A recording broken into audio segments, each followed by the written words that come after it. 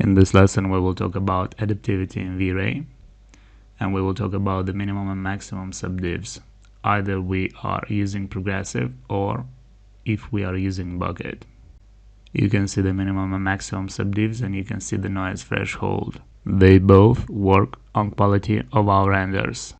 So let's try to understand what is adaptivity. Our image is made of pixels, and if we are using curved objects or diagonal lines and we have elements smaller than 1 pixel, we need to subdivide that pixel. So in order to do that, Max, or Vray should I say, it's using this system of minimum and maximum subdivs. It applies the minimum subdivs to the areas where we don't need too much quality, and it applies a maximum subdivs to the areas where we need, especially at those curves. We talked a bit about subdivisions in the previous lessons, but let's do it one more time. If we have 1 pixel, I'll open the previous render so we can see. At the interaction between objects, we need better quality. The pixel must be divided when we are getting curves or diagonal lines, as we said. We are using minimum and maximum subdivs. I'll show in a second how that works. And I'll try to explain that, changing first of all the minimum and maximum subdivs to 1. So each pixel will get 1 sample, like here. In this case, the minimum will be 1 sample, and the maximum will be as well 1 sample.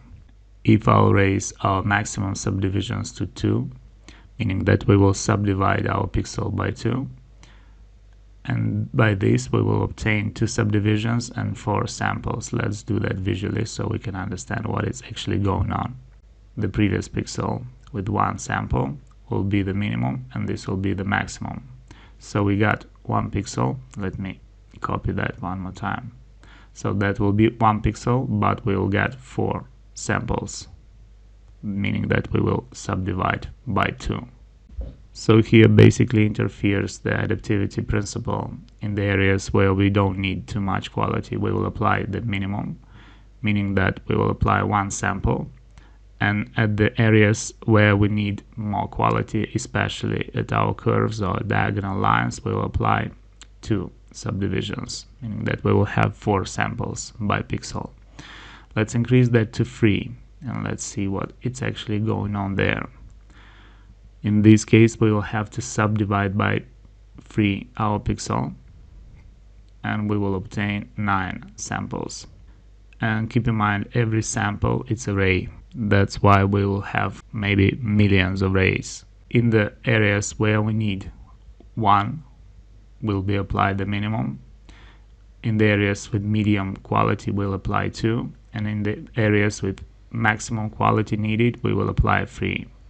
Well, and so on. And you can see here 1 sample,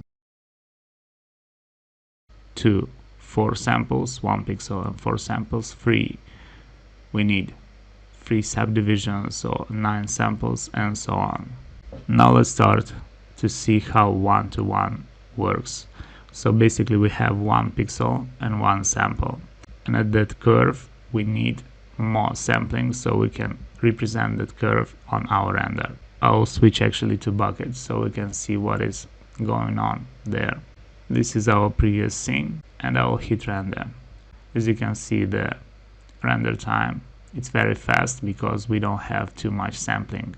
And at these areas you can basically see each pixel, meaning 1 pixel, 1 sample, like you see on the image in Photoshop. And we got that jagged edges and the curved objects. Let's save that render. You can see that it's almost 2 seconds, and we will compare it. We got an instrument of doing that. I'll show in a second.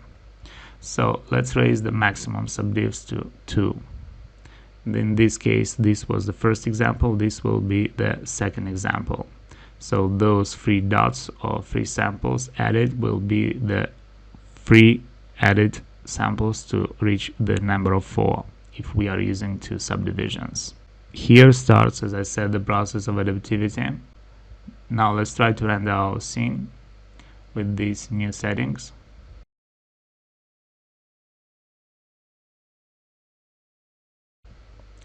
Switch back to our camera view. and you can see the render time a bit increased. It's almost doubled. And we will try to compare. You can see that we have a lot better quality now at the edges as we subdivided our pixels. So we got here an instrument. We can set A and B, A being the first image that we have to compare and B being the second. This instrument is meant to compare the renders, so the quality we obtain, so we can understand where the issues appear. And by the way, you can see here the noise. So we can technically say that in the first case we got one sample and one pixel, and in the second case we got 4 samples, meaning that at the areas where we needed more quality, our image is 4 times better. So if you remember the sample rate, this is the areas where we didn't reach the noise threshold. That's why we got a lot of noise there. Let's try to increase that to 3 and see what is actually going on when we have 3 subdivisions, so we can compare 1, 2, 3 subdivisions, the results. In the decoration part we need more time, and you can see, let's add that to history, and you can see that our render time increased. It's almost doubled compared to the previous one. So we got 2 seconds, 4 seconds and 8 seconds. And I'll enable those channels as well, and let's compare. Compared to the previous, so the first render, this third render with our 3 subdivisions, it's a lot better of course, but you can see visually the difference. And we will see the difference as well using the second image. And you can see we are starting to get rid of noise. It's a lot better. You can see that we got improvements compared to the first one, but we still have noise and we will have to get rid of that noise. But you can see visually the level of noise. And let's compare the geometry. So when we talk about adding quality to our render, we usually set the default to 24. Some do use, by the way, in minimum subdivisions 4 or 8, starting with 8 or at least 4 when they need higher quality, meaning that we will start with not with 1 pixel and 1 sample, but with 4 subdivisions by pixel, meaning 16 samples from the start. And let's try to render with 24 that we got on our default settings. Keep in mind we have a part of our image empty, meaning the background, and the plane is also almost empty. That's why it's so fast.